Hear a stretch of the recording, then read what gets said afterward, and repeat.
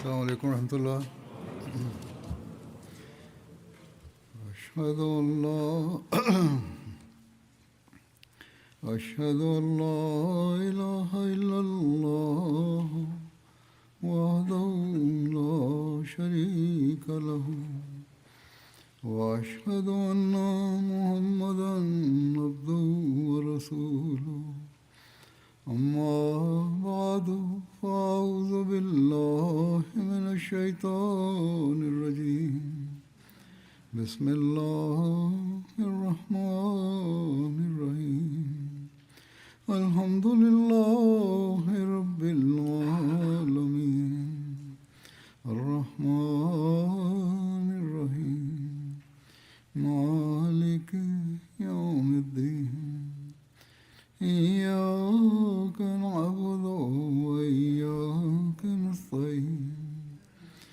اهدنا الصراط المستقيم صراط الذين أنعمت عليهم غير المغضوب عليهم ولا الضالين. அல்லாஹ்வின் அருளால் நேற்று முதல் ரம்லான் தொடங்கியது. அல்லாஹுடன் இணைவதற்கும் நமது ஆன்மீக வாழ்க்கையை மேம்படுத்துவதற்கும் இந்த நோன்பு மாதத்தை அல்லாஹ் சிறப்பாக வழங்கியுள்ளான். இந்த மாதத்திலிருந்து ஒவ்வொரு அஹ்மதியும் முடிந்தவரை பயனடைய அல்லாஹ் உதவுவானாக. ஆனால் ரமலானுக்கு பிறகும் அல்லாஹின் மீது அன்பு மற்றும் இறைவணக்கத்தின் தரங்களை பேணி அவற்றை உயர்த்த முயற்சிக்கும் போதுதான் உண்மையான நன்மை கிடைக்கும் என்பதை எப்போதும் நினைவில் கொள்ள வேண்டும். அப்போதுதான் நமது பிறப்பின் நோக்கத்தை நிறைவேற்ற முடியும். கடந்த சில ஜுமாவில் மாணவி ஸல்லல்லாஹு அலைஹி வஸல்லம் அவர்களின் இறை நேசம், இறை வணக்கங்களின் முறை, தரநிலைகள் மற்றும் அதை பின்பற்ற மூமின்களுக்கு வழங்கிய அறிவுரைகள் மற்றும் அறிவுறுத்தல்கள் பற்றி நான் உங்களுக்கு கூறி வருகிறேன். பின்னர் அன்னாரது உண்மை அடியார் அன்னாரது அழகான முன்மாதிரியை பின்பற்றிய சம்பவங்களை விவரித்தேன். எனவே இந்த கட்டுரை இன்னும் தொடர்கிறது. இன்றும் ரமலானுடன் தொடர்புடையதாக இருக்கும். ஹஸ்ரத் வாக்களிக்கப்பட்ட மஸீஹ் அலைஹிஸ்ஸலாம் அவர்களின் வாழ்க்கை வரலாற்றிலிருந்து சில சம்பவங்களை நான் விவரிக்கின்றேன். இது அல்லாஹுடனான அன்னாரது உறவையும் பிரார்த்தனைகளையும் வெளிப்படுத்துகிறது. இது எல்லாம் வல்ல அல்லாஹ்வின் சிறப்பு அருளாகும். அவன் நம்மை எஜமானர் மற்றும் அடியாரின் இந்த இறை வணக்கங்கள் மற்றும் இறை நேசம் போன்றவற்றின் சம்பவங்களை கூறிய நிலையிலேயே நாம் ரமலானில் நுழைந்து விட்டதால் இந்த விஷயத்தில் நம்மை நாமே மறுபரிசீலனை செய்து கொள்ள வாய்ப்பு கிடைக்கிறது. மேலும் நமது நிலைமைகளை மேம்படுத்தி கொள்ள முடியும்.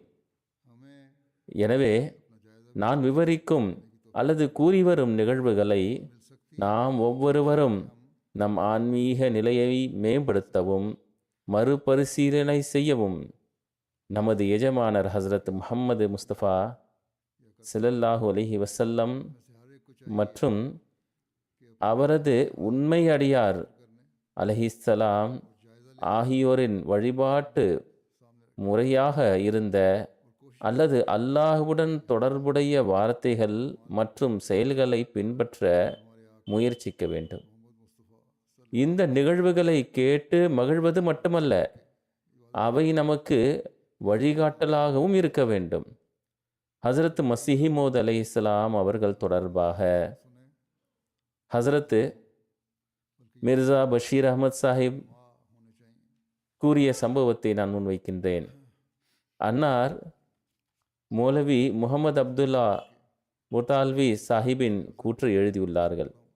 அதில் அவர் 1907 ஒரு முறை காசி ஜியாவுதீன் சாஹிபின் மகள் அமத்துல் ரஹ்மான் சாஹிபா, அவர் எனது உறவினராகவும் இருந்தார், பாட்டி வழியாக இருந்தார், எழுதப்பட்ட காகிதத்தை எனக்கு தந்தார். அது பார்க்கும் பொழுது வீணானதாக இருந்தது. ஆனால் அதில் ஹசரத் மசீஹ்மூத் அலைஹிஸ்ஸலாத்து வஸ்ஸலாம் மற்றும் ஹசரத் உம்முல் மூமினீன் ரதியல்லாஹு தஆலா அன்ஹா அவர்களின் கைகளால் எழுதப்பட்ட வாசகங்கள் இருந்தன. ஆகையால் அதை நான் அருளுக்குரியதாக எண்ணி மிகவும் ஆர்வத்துடன் பெற்றுக்கொண்டேன். அதை பாதுகாத்து வைத்தேன். பிறகு கூறுகின்றார்கள், ஏதோ ஒரு நேரம் என்னிடமிருந்து எங்கோ அது தொலைந்து விட்டது. ஏதோ ஒரு புத்தகத்தில் அதை வைத்து விட்டேன். ஆனால் எவ்வாறு இருப்பினும் அதனுடன் தொடர்புடைய ஒரு சம்பவம் இருக்கின்றது. ஆனால் எப்படி இருந்தாலும் அமத்துல் ரஹ்மான் சாஹிபா அவர்களே எனக்கு விவரித்த ஒரு சம்பவம் இருப்பதால், ஆகையால் அதில் பகட்டு இல்லாமல் அந்த காகிதத்தில் வாசகம் எழுதப்பட்டிருந்தது. வெளிப்படையாக பார்க்கும் பொழுது அது வீணான காகிதம்தான். அதில் ஹசரத் மசீஹ் அலைஹிஸ்ஸலாம் அவர்களின் அல்லாஹுடனான உறவு, பற்று, தூய்மை மற்றும் இறைவணக்கத்தில் ஆர்வம் வெளிச்சத்திற்கு வருகிறது. அதனால்தான் அதை குறிப்பிடுவது அவசியம் என்று நான் கருதுகிறேன் என்று அவர்கள் கூறுகிறார்கள். அமத்துல் ரஹ்மான் சாஹிபா வாக்களிக்கப்பட்ட மசீஹ் அலைஹிஸ்ஸலாம் அவர்களின் வீட்டில் இருந்த நாட்களாகும். அவர்கள் பார்த்ததை கூறுகிறார்கள். அவர்கள் என்னிடம் கூறினார்கள், ஒரு நாள் ஹசரத் மசீஹ் அலைஹிஸ்ஸலாம் மற்றும் ஹசரத் உம்முல் மோமினின் ரதியல்லாஹு அன்ஹா அவர்கள் கண்களை மூடிக்கொண்டு காகிதத்தில் எழுத முடியுமா இல்லையா என்று ஒரு பரிசோதனை செய்ய விரும்பினர் என்று சொல்லுங்கள். இந்த சோதனை அவர்களுக்கு இடையேயானது. கணவன் மனைவி இடையேயான ஒரு குடும்ப சூழல் நடக்கிறது. எனவே அந்த காகிதத்தை எடுத்து ஹசரத் மசீஹ் அலைஹிஸ்ஸலாம் அதில் இந்த வாக்கியத்தை எழுதினார்கள். அது எனக்கு எழுத்துக்கள் நினைவில் உள்ளது. காகிதம் தொலைந்து போனாலும் நான் அதை நினைவில் வைத்திருக்கின்றேன். அது கிடைத்தாலும் அதில் எழுதப்படும் வார்த்தைகள் இவைதான் என்று நான் மிகுந்த நம்பிக்கையுடன் சொல்ல முடியும். மசீஹ் அலைஹிஸ்ஸலாம் அவர்கள் கண்களை மூடிக்கொண்டு எழுதியது என்னவென்றால், மனிதன் எப்போதும் இறைவனுக்கு அஞ்சி நடக்க வேண்டும். 5 முறை அவனிடம் துஆக்கள் செய்ய வேண்டும். எனவே அன்னார் எப்போதும் தம்மை பின்பற்றுபவர்களுக்கு பின்பற்ற அறிவுறுத்திய தரநிலை இதுதான். என்னை பின்பற்றுபவர்கள் அல்லது ஒவ்வொரு மூமினும் அல்லாஹ்வுக்கு அஞ்சி எப்போதும் இறை வணக்கத்தில் கவனம் செலுத்த வேண்டும் என்ற ஒரே எண்ணம் மட்டுமே அவர்களுக்கு எப்பொழுதும் இருந்தது. இருப்பினும் ஹசரத் அம்மாஜான் அவர்களும் இதில் எழுதியதும் நான் விளக்குவேன். இந்த எழுத்து சாதாரண வீட்டு விஷயங்களை பற்றியது. ஹசரத் அம்மாஜானின் எளிய வார்த்தைகள் என்னவென்றால், மஹமூத் என் அன்பு மகன், யாரும் அவரிடம் எதுவும் சொல்லக்கூடாது. பின்னர் மற்றொரு சொற்றொடர் குழந்தைகளை பற்றியது. முபாரக் அகமது பிஸ்கட் கேட்கிறார். எனவே இவை இருவர்களின் எழுத்துக்களாகும். எனவே இவை அவர்கள் எழுதிய சாதாரண வீட்டு விஷயங்கள் என்று அவர்கள் எழுதுகிறார்கள். பின்னர் ஹசரத் மசீஹ் அலைஹிஸ்ஸலாம் அவர்களின் எழுத்து உடைந்திருந்தது, ஆனால் அது உறுதியானது என்று அவர்கள் கூறுகிறார்கள். அவர் கண்களை மூடிக்கொண்டு எழுதியிருந்தாலும் அது இழுத்து நீட்டி எழுதியது போல் தோன்றியது. இருப்பினும் அது உறுதியானது மற்றும் கண்களை மூடிக்கொண்டு எழுதினாலும் படிக்கக்கூடியதாக இருந்தது. அதில் உள்ள வரி இடைவெளி மற்றும் எழுத்துக்களைப் போலவே சீரானது. ஒருவர் மற்ற எழுத்துக்களில் நேர்கோட்டு எழுதுவது போல அது சீரானது. அது ஒரு நேர்கோட்டு ஆகும். ஆனால் ஹசரத் உம்முல் மோமினின் எழுத்துக்கள் அவற்றின் இடத்திலிருந்து மேலும் கீழும் இருந்தன. வரி இடைவெளியும் சீரானது அல்ல. ஆனால் அதில் ஒரு சிறப்பு விஷயம் நன்றாக எழுதப்பட்டுள்ளது. அதை நான் எப்போதும் ரசிக்கிறேன். என் வீட்டில் அமர்ந்திருக்கும் போதும் கூட திடீரென்று சிந்திக்காமல் எழுத வேண்டி இருந்தது என்பது உண்மையில் ஒரு மகிழ்ச்சி. ஏதோ அது அறிவுரை வார்த்தைகளை தவிர வேறொன்றும் இல்லை. ஹசரத் உம்முல் மோமினின் வார்த்தைகள் சூழலுக்கு ஏற்ப அவரது மனதில் இருக்கும் அளவுக்கு இருந்தன. எனவே அவர் இதை மேலும் எழுதியுள்ளார். நபிக்கும் மற்றவர்களுக்கும் இடையே இருக்கும் வித்தியாசம் இதுதான் என்பது ஒரு உண்மை. மக்களை எல்லாம் அல்ல இறைவனிடம் எவ்வாறு நெருங்கச் செல்வது மற்றும் அவர்களில் இறை வணக்கத்தின் ஆர்வத்தை எவ்வாறு உருவாக்குவது என்பது அவரது இதயத்தில் ஒரு வேதனையாக இருந்தது. எனவே இது ஒரு எளிய வீட்டு சூழல் விஷயமாகும். ஆனால் இது மிகவும் ஆழமான பாடத்தை கொண்டுள்ளது. இதேபோல் ஹசரத் மிர்சா பஷீர் அஹமத் சாஹிப் மற்றொரு சம்பவத்தை விவரித்துள்ளார்கள். ஹசரத் சாஹிப் 1884 காதியானிலிருந்து வெளியே சென்று எங்காவது சில நாட்கள் சில்லா இருக்கவும் இந்தியாவை சுற்றி பார்க்கவும் முடிவு செய்ததாக மியா அப்துல்லா சாஹிப் சனோரி கூறினார்கள். எனவே அன்னார் குர்தாஸ்பூர் மாவட்டத்தில் உள்ள சுஜான்பூருக்கு சென்று தனிமையில் இருக்க முடிவு செய்தார்கள். இது தொடர்பாக மியா அப்துல்லா சாஹிப் கூறுகிறார்கள், ஹுசூர் அவர்கள் தனது சொந்த கையால் எழுதப்பட்ட ஒரு அஞ்சல் அட்டையை எனக்கு அனுப்பினார்கள்.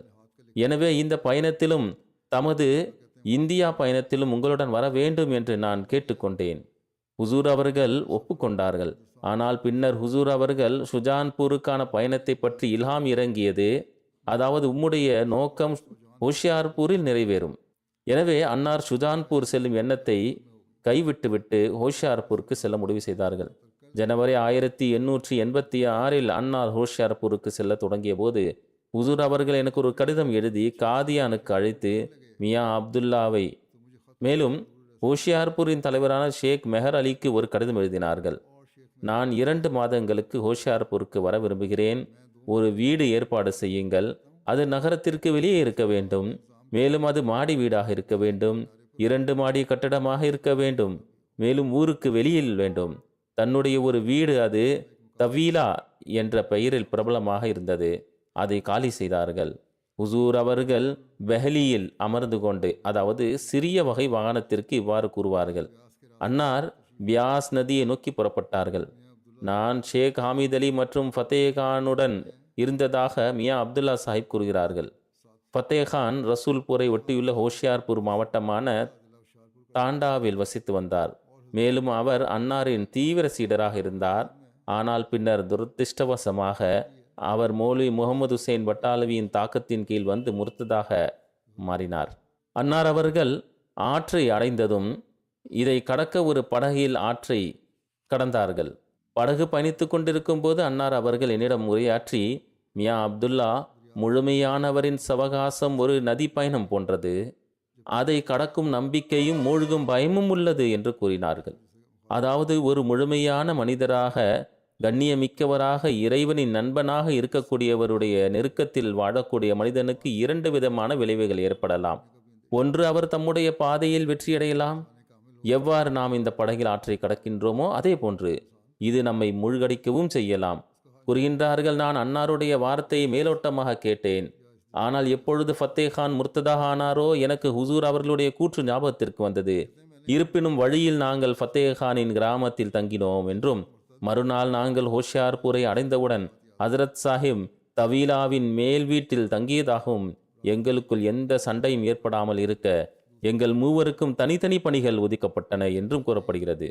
எனது வேலை உணவு சமைப்பதும் சந்தையிலிருந்து பொருட்களை கொண்டு வரும் கடமை ஃபத்தேகானுக்கு வழங்கப்பட்டது. ஷேக் ஹாமித் அலியின் வேலை மேல் வீட்டில் வேலை செய்வதும் விருந்தினர்களை உபசரிப்பதும் ஆகும். இதன் பிறகு ஹஜரத் மஸீஹ் அலைஹிஸ்ஸலாம் அவர்கள் கையால் எழுதப்பட்ட பிரசுரம் மூலம் 40 நாட்களுக்கு யாரும் என்னை சந்திக்க வரக்கூடாது என்றும் யாரும் என்னை அழைக்கக்கூடாது என்றும் அறிவித்தார்கள். இந்த 40 நாட்கள் கடந்த பிறகு நான் 20 நாட்கள் இங்கேயே தங்குவேன். இந்த நாட்களில் சந்திப்பவர்கள் சந்திக்க வேண்டும், அழைக்க விரும்புபவர்கள் அழைக்கலாம், கேள்வி பதில்கள் கேட்பவர்கள் கேள்வி பதில் கேட்கலாம்.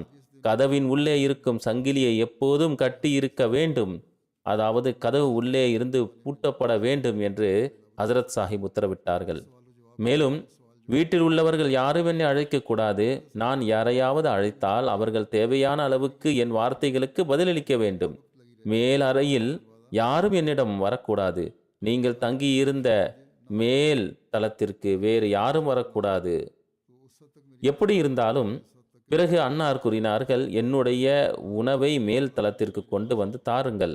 ஆனால் நான் சாப்பிட்டேனா என்பதற்காக காத்திருக்க வேண்டாம்.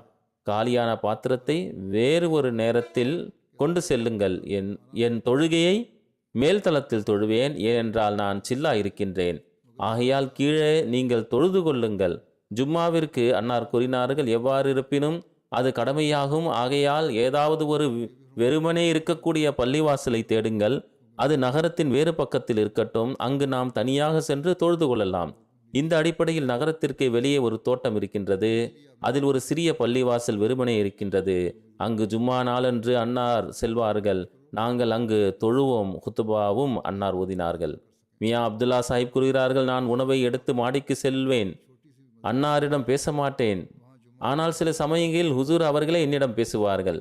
அன்னார் என்னிடம் பேசினால் அதற்கு பதில் தருவேன். ஒரு முறை அன்னார் என்னிடம் கூறினார்கள், மியா அப்துல்லாவே, இந்த நாட்களில் என் மீது இறைவனுடைய பெரும் அருள்களின் கதவுகள் திறந்தன.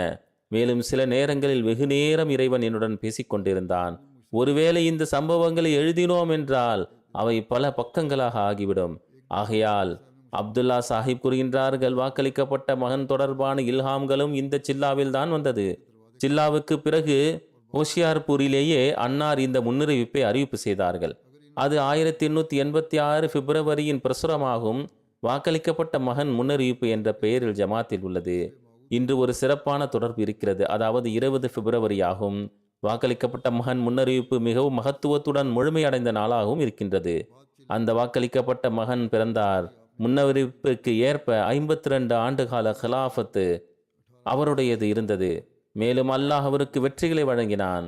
அந்த அனைத்து முன்னறிவிப்புகளும் இல்லாமல் வாக்களிக்கப்பட்ட முன்னறிவிப்புகளும் அதில் இருந்தன. அவை அனைத்தும் ஹஜ்ரத் மிர்சா பஷீருத்தீன் மெஹமூத் அஹ்மத் மீது முழுமையடைந்தது.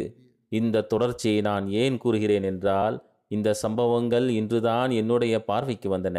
இல்லை என்றால் வேறு முன்பும் பின்பும் ஆகியிருக்கலாம். ஆனால் இறைவனுடைய நுட்பமான ஞானம் இதில் தான் இருக்கிறது. அதாவது இன்றைய நாளே வர வேண்டும், நானும் இதை அறிவிப்பு செய்ய வேண்டும். 20 பிப்ரவரி தொடர்பாக முஸ்லிமோது முன்னறிவிப்பு தொடர்பானது. அது இந்த சம்பவத்தின் பின்னணி எடுத்துரைக்கிறது. அதாவது எவ்வாறு அன்னார் அலைஹிஸ்ஸலாம் சில்லா இருந்தார்கள், மேலும் அன்னாருக்கு அங்கு நற்செய்திகள் வழங்கப்பட்டன. இதற்கான மாநாடுகள் இன்றைய நாட்கள் நடைபெறுகின்றன ஜமாத்திலும். மேலும் இதிலிருந்து வரலாறு தொடர்பாக நமக்கு தெரிய வருகிறது. MTA-விலும் நிகழ்ச்சிகள் வருகின்றன. அதிலிருந்தும் நாம் தெரிந்து கொள்கிறோம். அதை பார்க்க வேண்டும்.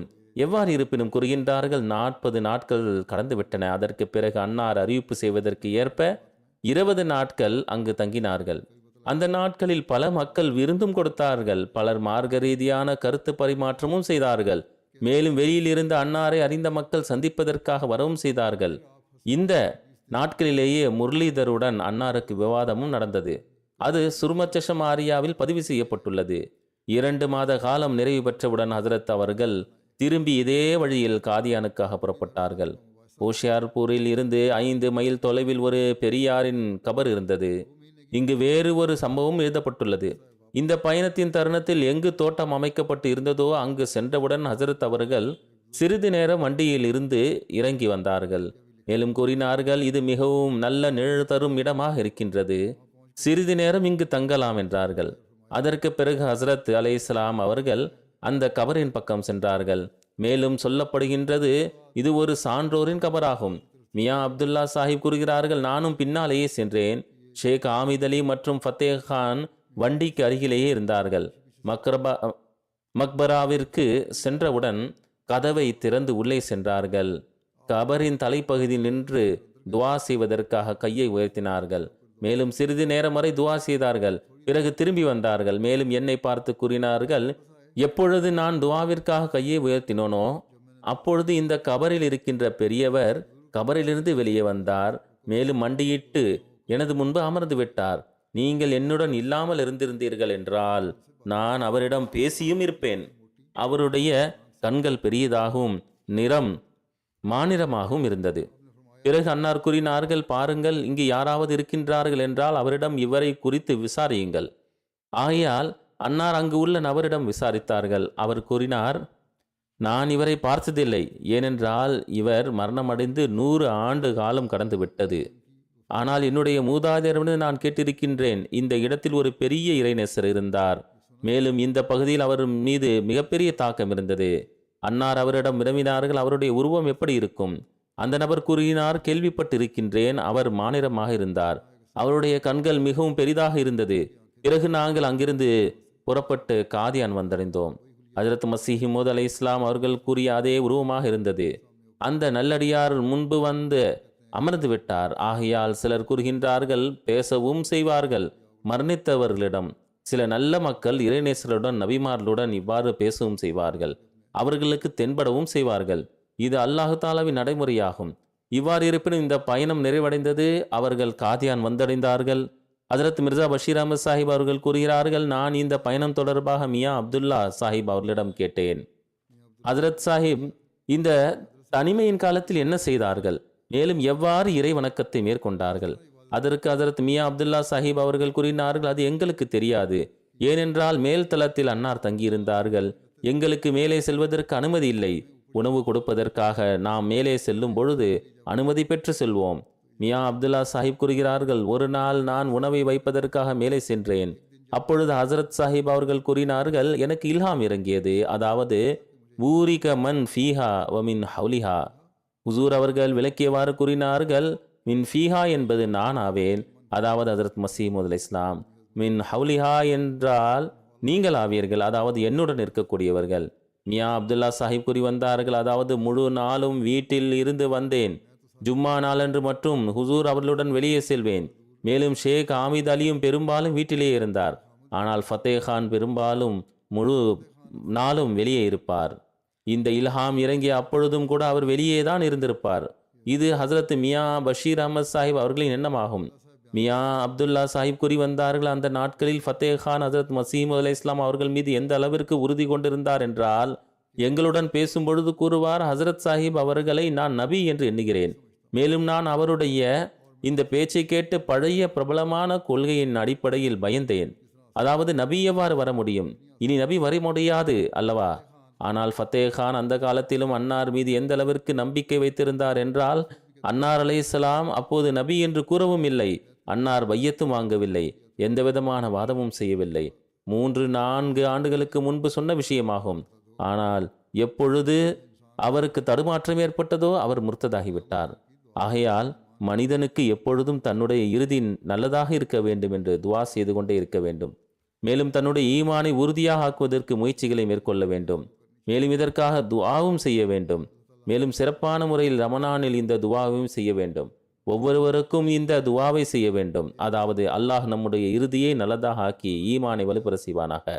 மியா அப்துல்லா சாஹிப் கூறி வந்தார்கள், அதாவது ஒரு முறை நான் உணவு கொடுப்பதற்காக சென்றேன். அப்பொழுது ஹுசூர் அவர்கள் கூறினார்கள், இறைவன் என்னை இவ்வாறு பார்க்கிறான், என்னுடன் பேசுகிறான். ஒருவேளை அதிலிருந்து சிறிதளவு நான் வெளிப்படுத்தினேன் என்றால் என்னை பின்பற்றக்கூடியவர்கள் உமக்கு தென்படுகின்றார்கள் அல்லவா, அவர்கள் அனைவரும் என்னை விட்டு சென்று விடுவார்கள்.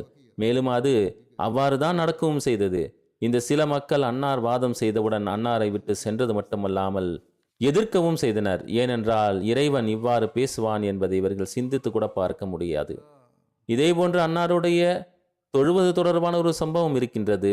சில மக்கள் தொழுகையினுடைய மார்க்க சட்ட விவகாரங்கள் தொடர்பாக பேசுகிறார்கள். எவ்வாறு கையை கட்டி தொழ வேண்டும், தொழுகையினுடைய பல்வேறு அசைவுகள் எவ்வாறு இருக்க வேண்டும் என்றெல்லாம் ஹஜ்ரத் மசீம் அலை இஸ்லாம் அவர்களுடைய இறைவணக்கங்கள், தொழுகையினுடைய நேரம் எவ்வாறு, இறைவணக்கம் எவ்வாறு செலுத்தினார்கள், தொழுகையை எவ்வாறு தொழுதார்கள், இது தொடர்பாக ஒரு சம்பவம் வருகிறது. மியா அலி முகமது சாஹிப் அவர்கள் ஹஜ்ரத் மசீமுத் அலை இஸ்லாம் அவர்களுடைய தொழுகையின் முறை பற்றி கூறுகின்றார்கள்.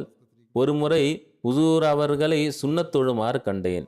அன்னார் தமது கைகளை தொப்புளுக்கு மேல் கட்டியிருந்தார்கள். வலது கையின் நடுப்பகுதி முட்டி வரை சென்றிருந்தது, மாறாக சிறிது பின்னாலே இருந்தது. சஜிதாவிற்கு செல்லும் பொழுது தம்முடைய 2 கைகளுக்கு நடுவே நெற்றியும் மூக்கும் பூமியில் வைத்தார்கள். விரல்கள் நேராக காபாவை பார்த்தவாறு இருந்தது. கைகள் நேராக இருந்தன. எப்பொழுது அன்னார் சஜிதாவிலிருந்து எழுவார்களோ அன்னாருடைய தலைப்பாகை தளர்வாக இருந்தது, பின்னால் சென்றுவிடும். அதை தம்முடைய விரல்களால் நேராக்கி வந்தார்கள்.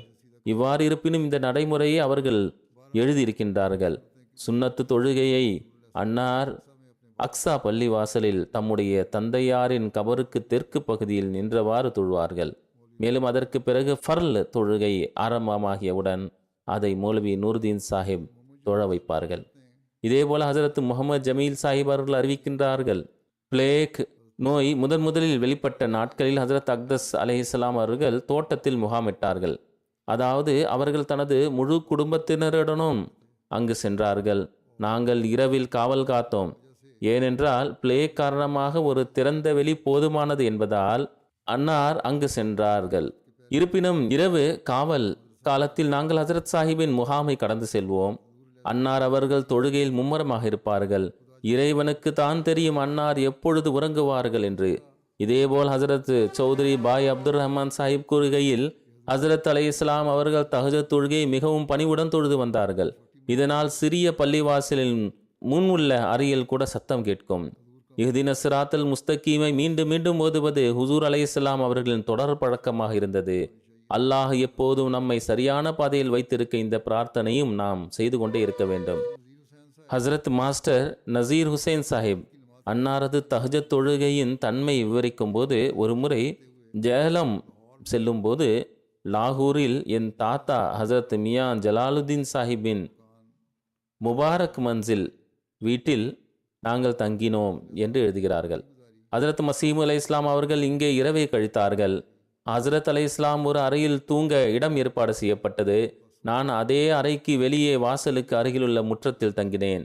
நான் இரவு 3 மணி அளவில் விழித்தெழுந்த அறைக்குள் ஹசரத் தொழுகையை கண்டபொழுது ஹசரத் அலை இஸ்லாம் அவர்கள் தொழுது கொண்டிருந்தார்கள். நானும் முழு செய்து ஹசரத் அலை இஸ்லாம் அவர்களுக்கு பின்னால் சிறிது தூரத்தில் தொழத் தொடங்கினேன். ஹசரத் அலை இஸ்லாம் அவர்கள் செய்தது போல நிற்கவோ குனிந்து வணங்கவோ அல்லது சஜிதா செய்யவோ மிகவும் முயற்சித்தேன். ஆனால் என்னால் முடியவில்லை. 2 ரக்கத்துகளில் நான் மிகவும் சோர்வடைந்தேன். மேலும் ஹுசூர் அவர்கள் நான் இணைந்த அதே ரக்கத்தில் இருந்தார்கள். அதாவது அன்னார் தொழத் தொடங்கிய ரக்கத்தில் சேர்ந்தேன். அன்னார் தொழுது கொண்டிருந்த 2 ரக்கத்துகளும் இன்னும் கியாமில் இருந்தன. அவர் கூறுகிறார், நான் சோர்வடைந்து விட்டேன். நான் தொழுகையை விட்டுவிட்டு என் சொந்த தொழுகையை தொழத் தொடங்கினேன் என்று கூறுகிறார். இது தம் எஜமானை பின்பற்றுவதில் அன்னார் நிறைவேற்றிய இறை வணக்கத்தின் ஒரு எடுத்துக்காட்டாகும். மேலும் இது அல்லாஹ்வை வணங்குவதில் அதன் உரிமை எவ்வாறு செய்யப்பட வேண்டும் என்பதை காட்டும் முயற்சியாகும். இருப்பினும் பகலில் நாங்கள் அன்னார் அலை இஸ்லாம் அவர்களை சுற்றி அமர்ந்திருக்கும் போது ஹுசூர் அலை இஸ்லாம் அவர்கள் ஜமாத்திற்கு தஹஜத் தொழும்படி வலியுறுத்தியது, தஹஜத் தொழுமாறு அறிவுறுத்திய போது நான் தஹஜுத் தொழப்படாவிட்டால் குறைந்தபட்சம் என்ன செய்ய வேண்டும் என்று கேட்டேன். தஹஜுத் தொழவில்லை என்றால் என்ன செய்ய வேண்டும் என்று மக்கள் கேட்கிறார்கள். ஹுசூர் அலை இஸ்லாம் அவர்கள் கூறினார்கள், அந்த நேரத்தில் அதிகமாக இஸ்திக்ஃபார் ஓதுங்கள், தஸ்பீஹ் தஹ்மீத் அதிகமாக ஓதுங்கள். இதனால் பிறகு தஹஜத் தொழுவதற்கான பாக்கியம் கிடைக்கும். இப்போது அன்னார் கற்பித்த இந்த பிரார்த்தனைகள் தஹஜத்திற்கு மாற்றாக மாறும் என்பதற்காக அல்ல, மாறாக அவை நமக்கு தஹஜத் தொழும் திறனை தரும் என்பதற்காகவே. ஹஜரத் மிர்சா பஷீர் அஹமத் சாஹிப் அவர்கள் எழுதியுள்ளார்கள், நான் தஹஜத் தொழ தவறும் போது கணிப்பு என்னவென்றால் மிர்சா பஷீர் சாஹிப் உடையதாகும் அல்லது அறிவிப்பாளரதாகும். நான் இதை பின்பற்றும் போது எனக்கு தஹஜத் தொழும் வாய்ப்பு கிடைக்கின்றது. எனவே சோம்பேறித்தனமான நாட்களில் நாம் இன்றும் பின்பற்ற வேண்டிய செய்முறை இதுதான். இப்போதெல்லாம் நாம் ரமலானை கடந்து செல்கிறோம். தஹஜத் தொழுவதை நமக்கு ஓரளவு வாய்ப்பு கிடைக்கும். அவ்வாறு இல்லை என்றாலும் முயற்சி செய்ய வேண்டும். பள்ளிவாசலில் தராவி தொழ வைக்கப்படுகின்றது. இது அதற்கு பகரமாக இருக்கிறது. பலவீனமான நோயாளிகள் அல்லது காலையில் எழ முடியாத மக்களுக்கு குறித்த நேரத்தில் அல்லது அதிகமான நேரம் ஒதுக்க முடியாதவர்களுக்காக ஆகும். ஆனால் இது அதற்கான சரியான பகரம் கிடையாது. அது முழுவதுமான உரிமையை செலுத்தாது. மாநபி ஸல்லல்லாஹு அலைஹி வஸல்லம் அவர்களின் சுன்னத்தும் அவர்களின் உண்மை அடியாரின் நடைமுறையும் என்னவென்றால், ஒருவர் இரவில் எழுந்து தஹஜத் தொழ வேண்டும். எனவே ஒருவர் தராவி தொழுதிருந்தாலும் 2 அல்லது 4 நஃபில் தொழுகையை தொழ முயற்சிக்க வேண்டும். தஹஜத் தொழுங்கள். இதேபோல் ஹசரத் ஹைருத்தீன் சாஹிப் அவர்கள் கூறுகின்றார்கள், வசந்த காலத்தில் காலை 8 மணி அளவில் ஹசரத் மசீம் அலை இஸ்லாம் அவர்கள் காதியானிலிருந்து பேனிக்கும் காதிராபாத்திற்கும் இடையிலான சாலையில் நடந்து செல்ல புறப்பட்டார்கள். இது சடக்கு என்றும் அழைக்கப்படுகிறது. காதியானின் நிலத்தில் எல்லையில் 2 நஃபில் தொழுதார்கள். பின்னர் எங்கள் கிராமத்தை கடந்து காதியானுக்கு திரும்பினார்கள். அதாவது நடைபயணத்தின் போது கூட அன்னார் இறை வணக்கத்தில் கவனம் செலுத்தினார்கள். அன்னார் அலை இஸ்லாம் அவர்கள் காதியானுக்கு உள்ளேயும் வெளியேயும் நஃபில் மற்றும் தொழுகையை நிறைவேற்றியுள்ளார்கள். இப்போது காதியானில் வசிப்பவர்கள் மீது பணி உள்ளது. எனவே அதன் புனிதத்தை கருத்தில் வைத்துக் கொள்ளுங்கள். மேலும் இந்த ஊருடைய உரிமையை செலுத்தியவாறு உங்களுடைய இறை வணக்கத்தின் தரத்தை உயர்த்துங்கள். ஹஜரத் மலிக் நியாஸ் முகமது சாஹிப் அவர்கள் கூறுகையில், 1904ஆம் ஆண்டு நான் காதியானுக்கு சென்றபோது ஹஜரத் மசீம் அலை இஸ்லாம் அவர்கள் கரம்தீன் வழக்கு விசாரணையின் போது குர்தாஸ்பூருக்கு வருகை தந்தார். நானும் அங்கு சென்றபோது ஹஜரத் ஃபரூக் ஒரு குளத்திற்கு அருகில் ஒரு வீட்டில் இருந்தார்கள். ஜமாத் உறுப்பினர்கள் அங்கே தங்கினர். லங்கர்கானாவும் அதன் பகுதியில் இயங்கிக் கொண்டிருந்தது. நீதிமன்ற அறையில் ஹஜரத் அலை இஸ்லாம் அவர்களுக்காக ஒரு கமலம் விரிக்கப்பட்டிருந்தது. ஹஜரத் அலை இஸ்லாம் அவர்கள் அதன் மீது அமர்ந்திருப்பதையும் மற்ற நண்பர்களும் அதன் மீது அமர்ந்திருப்பதையும் பார்த்தேன். அனைவரும் உட்கார ஒரு பெரிய கம்பளம் இருந்தது. அவர் கூறுகிறார், ஒரு விஷயத்தை நான் கவனித்தேன். அது குறிப்பாக எனக்கு ஞாபகத்தில் இருக்கிறது. அதாவது ஹுசூர் அவர்கள் எப்பொழுதும் முழுவுடன் இருப்பார்கள். அன்னார் அலை இஸ்லாம் அவர்கள் சிறுநீர் கழிக்க செல்லும் போதெல்லாம் அதன் பிறகு உலு செய்வார்கள். இது அன்னார் அலை இஸ்லாம் அவர்கள் எப்போதும் முழுவுடன் இருப்பார் என்பதை உறுதி செய்தது. அன்னார் சுபஹானல்லாஹி பிஹம்திஹி சுபஹானல்லாஹில் அஸீம் என்று மிக மெதுவாகவும் தொடர்ச்சியாக ஓதுவார்கள்.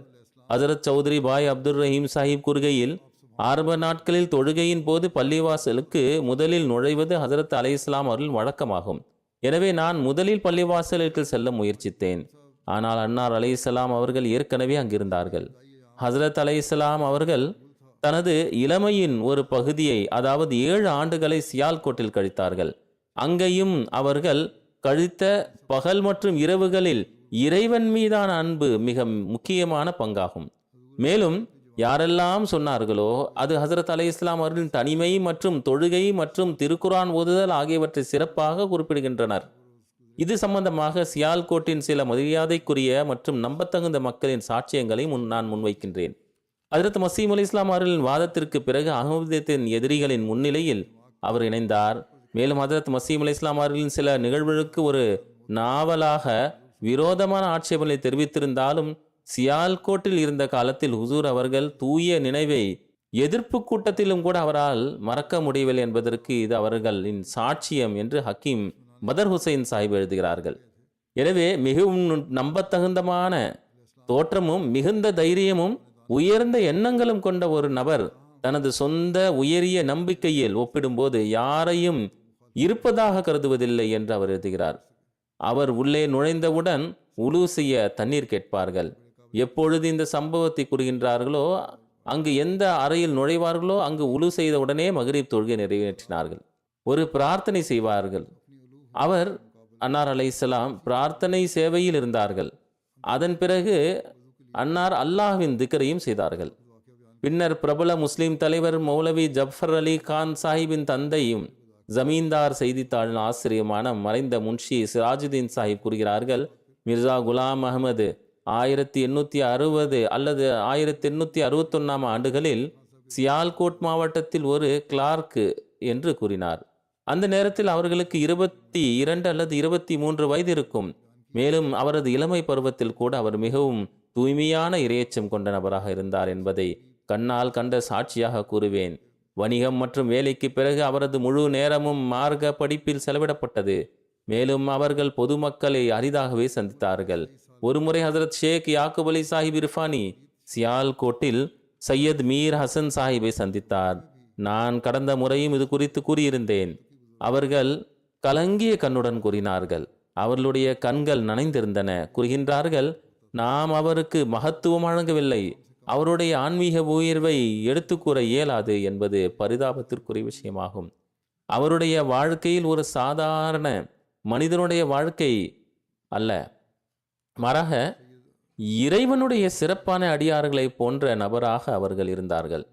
மேலும் உலகத்தில் எப்பொழுதாவதுதான் இவ்வாறானவர்கள் வருகின்றார்கள். ஒரு சம்பவமும் இருக்கின்றது. ஒரு சாதாரண கிராமவாசி, அவருக்கு கூட எவ்வாறு ஹசரத் மசீஹ் அலைஹிஸ்ஸலாம் அவர்களின் ஒளியை கண்டறியும் வாய்ப்பு கிடைத்தது. அது அல்லாஹுடன் நேசம் கொண்டவர்கள் மேலும் தூய்மையானவர்களுடைய முகத்தில் வெளிப்படும் ஒளியாகும்.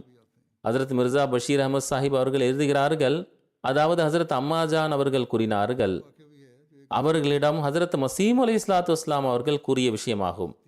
ஒரு முறை ஒரு வழக்கு தொடர்பாக டல்ஹவுசி மலைக்கு சென்று கொண்டிருந்தேன். வழியில் மிக அதிகமாக மழை பொழிந்தது. நானும் என்னுடன் இருந்தவரும் குதிரை வண்டியில் இருந்து இறங்கினோம். மேலும் ஒரு மலைவாழ் மனிதரின் வீட்டின் பக்கம் சென்றோம். அது பாதையில் இருந்த வீடாகும். என்னுடன் இருந்தவர் முன்னால் சென்று வீட்டின் உரிமையாளரிடம் உள்ளே செல்வதற்கான அனுமதி வேண்டினார். ஆனால் அவர் தடுத்து விட்டார். ஒரு சிறிய அறைதான் அங்கு இருக்கும். ஏழைகளின் வீடு அவ்வாறு தான் இருக்கின்றது.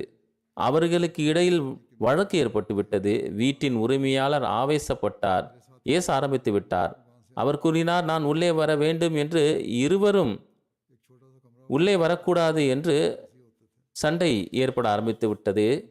ஹஜரத் சாஹிப் அவர்கள் கூறுகின்றார்கள், நான் இந்த வாக்குவாதத்தின் பொழுது முன்னே சென்றேன். என்னுடைய மற்றும் வீட்டின் உரிமையாளருடைய கண்கள் நேருக்கு நேர் பார்த்தவுடன் நான் பேசுவதற்கு முன்பே தலையை கீழே தாழ்த்தி விட்டார். மேலும் கூறினார், அசல் விஷயம் என்னவென்றால் என்னுடைய ஒரு இளம் வயது மகள் இருக்கின்றார். ஆகையால் முன்பின் தெரியாத நபர்களை வீட்டில் நுழைய விடுவதில்லை. ஆனால் தாங்கள் உள்ளே வரலாம் என்றார். ஹசரத் சாஹிப் கூறுகிறார்கள், அவர் ஒரு அறியாத நபராவார்.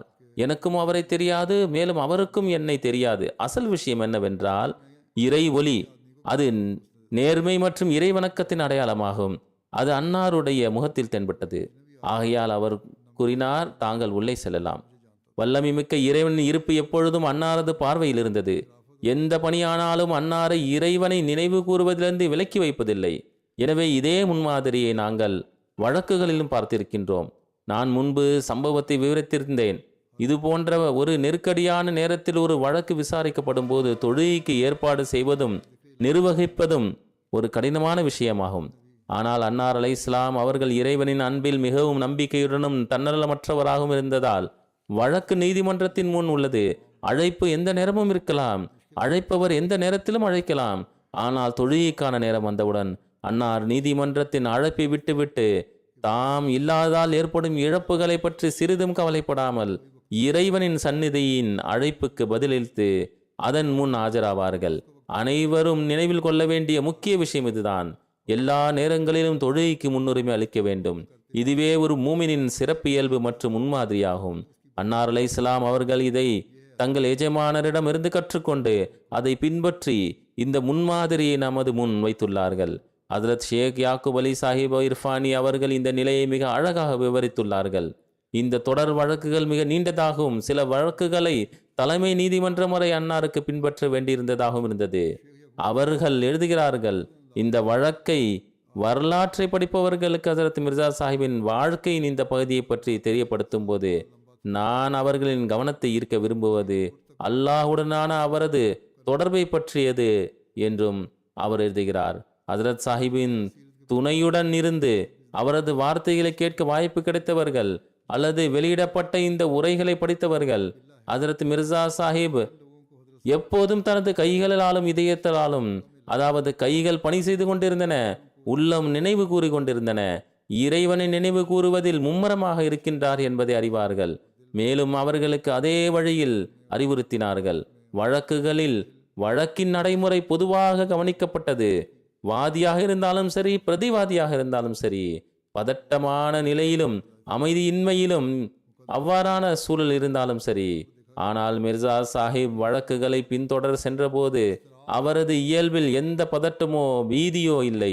அவர்கள் முழு சுதந்திரத்துடனும் கண்ணியத்துடனும் உள்ளம் நேசத்திற்குரியவருடன் கவனத்துடன் இருந்தார்கள்.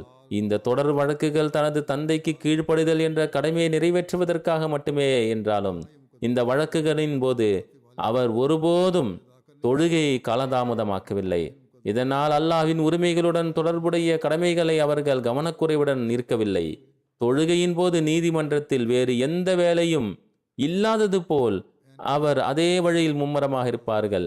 பின்னர் அவர் நீதிமன்றங்களிலிருந்து இந்த வழியில் அழைக்கப்பட்ட சம்பவங்களை எழுதியுள்ளார்கள். சில நேரங்களில் இது நடந்தது, ஆனால் அவர்கள் அதை பொருட்படுத்தவில்லை. பின்னர் வழக்குகளை பின்தொடரும் இந்த பயணங்களில் கூட அன்னார் ஒவ்வொரு கணமும் கவனத்துடன் உலகங்களை படைத்த ரப்புல் ஆலமீன் இருப்பிடம் மட்டுமே இருந்தது. அன்னாருக்கு சூரியன் உதிப்பதிலும் இரவு வானத்தில் பிரகாசிக்கும் சந்திரனையும் நட்சத்திரங்களையும் விழும் நீர்வீழ்ச்சிகளையும் அருவிகளையும் உயர்ந்த மலைகளையும் பாயும் நீரையும் அசையும் வயல்வெளிகளையும் பறவைகளின் கீச்சிடும் ஓசைகளிலும் இடி மின்னல் சத்தங்களிலும் ஒரே இருப்பின் பிம்பங்கள் தென்பட்டன. அதாவது இறைவனுடைய ஒவ்வொரு பொருளிலும் அன்னாருக்கு இறைவனுடைய வல்லமையே தென்பட்டது. எல்லா இடங்களிலும் இந்த உண்மையான நேசத்திற்குரியவன் வெளிப்பாட்டை காணலாம். அவர் சந்திரனை பார்க்கும் போது மிகவும் உதவியற்றவராக இருந்தால் அதற்கு காரணம் அதில் கூட நேசத்திற்குரியவன் சில தடயங்களை காணலாம். சூரியனின் ஒளியில் அதன் அலைகள் தெரியும். மேலும் அதன் வேலியில் காட்சி ஒவ்வொரு நட்சத்திரத்திலும் தெரியும். அழகை வெளிப்படுத்துகிறது. ஒவ்வொரு அழகான கண்ணும் அவரை காட்டுகிறது. ஒவ்வொரு கூந்தலை பின்னக்கூடிய கைகள் கூட அதே ஏக இறைவனின் பக்கம் நோக்கி செல்கிறது. அவன் ஒவ்வொரு பூவையும் ரோஜாவையும் தனது அழகு மற்றும் கருணையின் தோட்டத்தில் நறுமணத்தால் நறுமணப்படுத்துகின்றான். நீங்கள் அதை மிக அழகாக விவரிக்கின்றீர்கள். உண்மை என்னவென்றால் அன்னார் அலைஹிஸ்ஸலாம் அவர்கள் இந்த வழக்குக்கு சென்றதுதான் உண்மை என்று அவர்கள் கூறுகிறார்கள். ஆனால் உண்மையில் இந்த பயணங்களின் போது மக்களின் அனைத்து சச்சரவுகளும் தீர்க்கப்பட்டன. இந்த சூழ்நிலையை பற்றி அன்னார் எழுதியுள்ளார்கள். ஏற்கனவே டல்ஹவுசிக்கு பயணம் செய்தபோது நடந்த சம்பவத்தை விவரித்தது போல, நீர்வீழ்ச்சிகளும் மலைகளின் பசுமையான வயல்வெளிகளும் எவ்வளவு அழகாக இருக்கின்றன என்று சாலையின் காட்சிகளை பார்த்த பிறகு அதையே சொன்னார்கள். எனவே இந்த ஒரு இருப்பில் அழியாத தன்மை மற்றும் மனநிறைவு இருந்தது. அது ஒவ்வொரு கணமும் அன்னார் மீது வெளிப்பட்டது. அது பகலாக இருந்தாலும் சரி, இரவாக இருந்தாலும் சரி, தனிமையாக இருந்தாலும் சரி, பொதுவில் தோன்றினாலும் சரி, இந்த உண்மையான நேசத்தின் நினைவு அன்னாரது இதயத்திலிருந்து ஒருபோதும் அழிக்கப்படவில்லை. ஹஜரத் மிர்சா பஷீர் அஹமத் சாஹிப் அவர்கள் கூறுகையில், ஹஜரத் மசீமது அலை இஸ்லாம் அவர்கள் கூறினார்கள், ஒரு முறை நான் அல்லாஹ்விடமிருந்து அறிந்தேன் அல்லது எனக்கு சொல்லப்பட்டது என்று என் தாயார் என்னிடம் கூறினார். சுபஹானல்லாஹ் வ பிஹம்தில்லாஹ் சுபஹானல்லாஹில் அஸீம் என்று மிகவும் அதிகமாக ஓத வேண்டும். அம்மாஜான் கூறுகிறார்கள், அதனால்தான் அன்னார் அதை அடிக்கடி ஓதி வந்தார்கள். இரவில் படுக்கையில் திரும்பும் போது கூட இந்த வார்த்தை அன்னாரது நாவில் இருக்கும். ஹஜரத் மிர்சா பஷீர் அஹமத் சாஹிப் அவர்கள் கூறுகையில், நான் இந்த சம்பவத்தை மௌல்வி ஷேர் அலி சாஹிபிடம் கூறிய போது ஹஜரத் மசீஹ்மூத் அலை இஸ்லாம் அவர்கள் சுப்ஹானல்லாஹ்வை அதிகமாக ஓதுவதையும் நான் கண்டிருக்கின்றேன் என்றும், ஹஜரத் மிர்சா பஷீர் அஹமத் சாஹிப் அவர்கள் ஹஜரத் மசீஹ்மூத் அலை இஸ்லாம் அவர்கள் எப்போதும் சுப்ஹானல்லாஹ்வை ஓதுவதை நான் கேட்டிருக்கின்றேன் என்றும் கூறினார். அவர் இந்த வார்த்தைகளை மிக மெதுவாகவும் அமைதியாகவும் தனது நாவில் மென்மையாகவும் அல்லாஹ்வின் பண்புகளை பற்றி சிந்திப்பது போலவும் திரும்ப திரும்ப சொல்வார்கள். பின்னர் ஹசரத் மிர்சா பஷீர் அஹமத் சாஹிப் அவர்கள் எழுதியுள்ளார்கள், பீர் சிராஜுல் ஹக் சாஹிப் நூமானி என்னிடம் ஹசரத் சாஹிப்பின் தூக்க நிலை எவ்வாறு இருந்தது என்றால், சிறிது நேரத்திற்கு பிறகு அவர் விழித்தெழுந்து மெதுவாக தனது வாயிலிருந்து சுப்ஹானல்லாஹ் சுப்ஹானல்லாஹ் என்று ஓதத் தொடங்கி பின்னர் தூங்கிவிடுவார்கள். ஹசரத் ஷேக் யாக்கூப் அலி சாஹிப் இர்ஃபானி எழுதுகிறார்கள், ஹஜரத் மசீமு அலை இஸ்லாம் அவர்கள் தனது எஜமானரும் அருளாளருமான ஹஜரத் நபி ஸல்லல்லாஹு அலைஹி வஸல்லம் அவர்களின் வழியிலும் பின்பற்றுதலிலும் தனிமையையும் தனித்து இருத்தலையும் விரும்பினார்கள். இது அன்னாரது கட்டுப்பாட்டில் இருந்தால் ஒருபோதும் வெளியே வரமாட்டார்கள். இதை அன்னார் தனது உரைகளிலும் எழுத்துக்களிலும் பலமுறை வெளிப்படுத்தியுள்ளார்கள். எனவே அன்னாரது தனிமை, அன்னாரது நுட்பமான இயல்பு மற்றும் தனிமை இயல்பில் வலுவான தாக்கத்தை ஏற்படுத்திய போது, இறை உத்வேகத்தால் அல்லாஹ்விடம் முழுமையாக ஈர்க்கப்பட்ட போது, அன்னார் அலை இஸ்லாம் தனது தந்தைக்கு ஒரு கடிதம் எழுதினார்கள். இந்த கடிதத்தை படித்தால் அன்னார் அலை இஸ்லாம் அவர்கள் எப்படி தனது சிறு வயதிலேயே இந்த உலகத்தை வெறுத்தார்கள், அல்லாஹுடனான தனது உறவை வலுப்படுத்துவதில் அக்கறை கொண்டிருந்தார்கள் என்பதை காட்டுகிறது. அவரது இளமை பருவத்தில் எழுதப்பட்ட இந்த கடிதம் அவரது தூய இயல்பு மற்றும் தூய குணத்தின் ஒரு பகுதியாகும். இந்த கடிதம் பாரிச மொழியில் உள்ளது. அதன் ஒரு பகுதியை நான் விவரிக்கின்றேன். அன்னார் தமது தந்தைக்கு எழுதினார்கள், இந்த நாட்களில் நான் என் கண்களால் பார்த்து கொண்டிருக்கின்றேன். நான் மிகுந்த கவலையுடன் பார்த்து கொண்டிருக்கின்றேன்.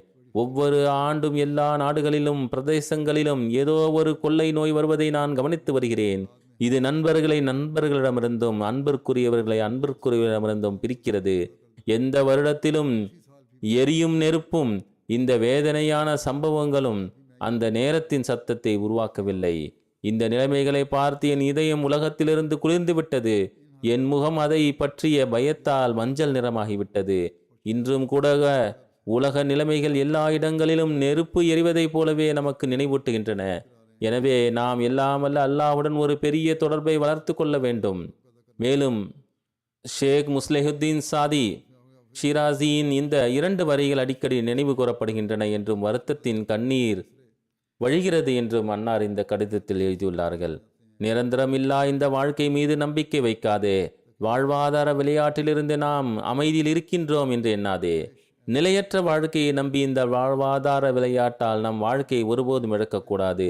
நீங்கள் நிம்மதியாக இருப்பதாக நினைக்கின்றீர்கள். அவ்வாறு நினைக்காதீர்கள். நாம் உலகில் விழுந்து பாதுகாப்பாக இருக்கின்றோம் என்று நினைக்காதீர்கள். பின்னர் அன்னார் எழுதுகின்றார்கள், இந்த 2 வரிகளான ஃபரஹ் காதியானி.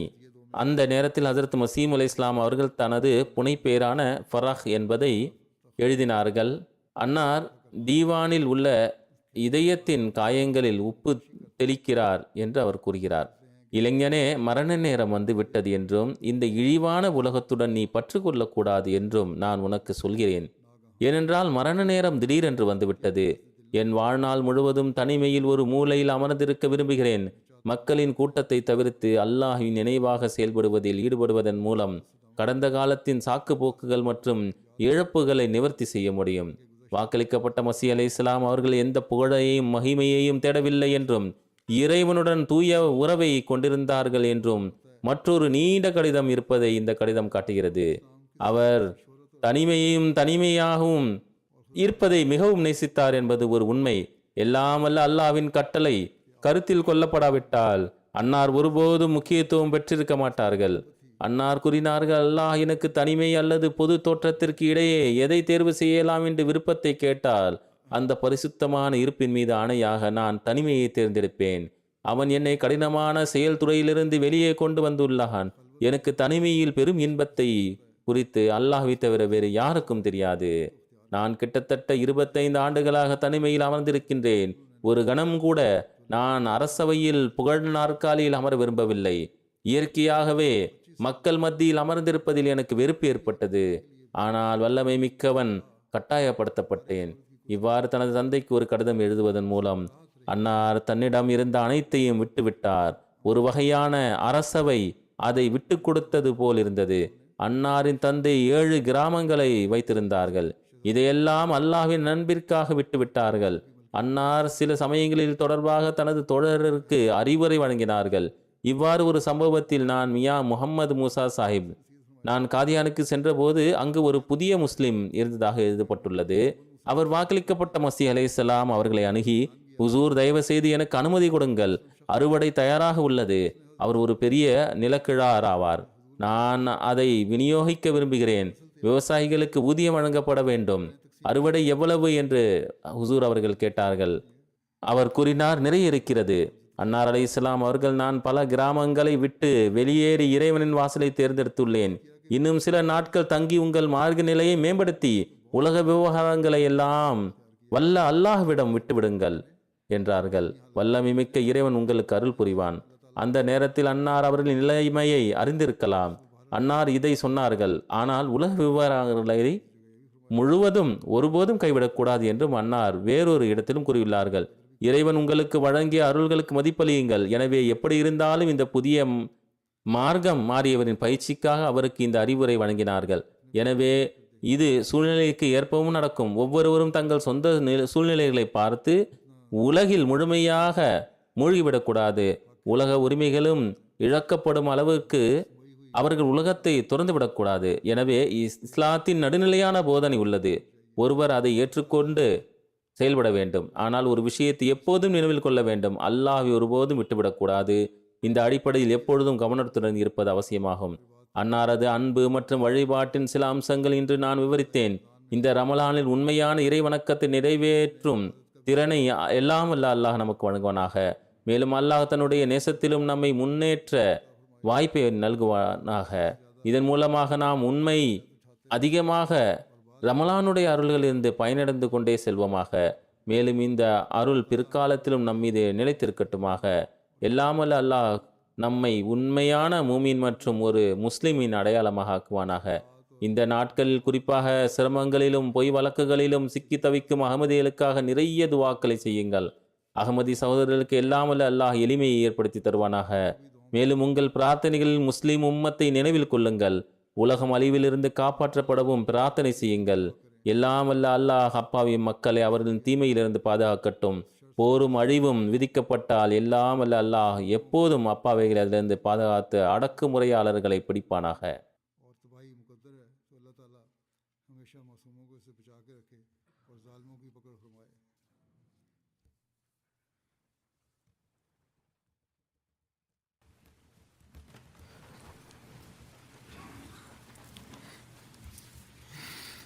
الحمد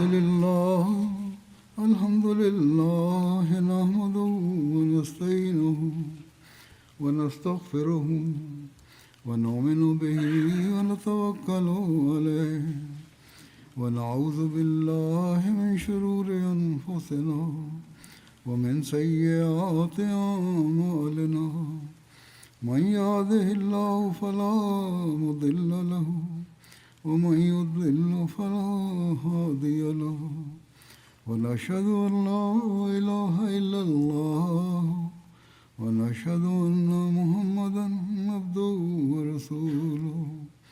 عباد الله رحمكم الله إن الله يأمر بالعدل والإحسان وإيتاء ذي القربى وينهى عن الفحشاء والمنكر والبغي يعظكم لعلكم تذكرون اذكروا الله يذكركم وادعوه يستجب لكم ولذكر الله أكبر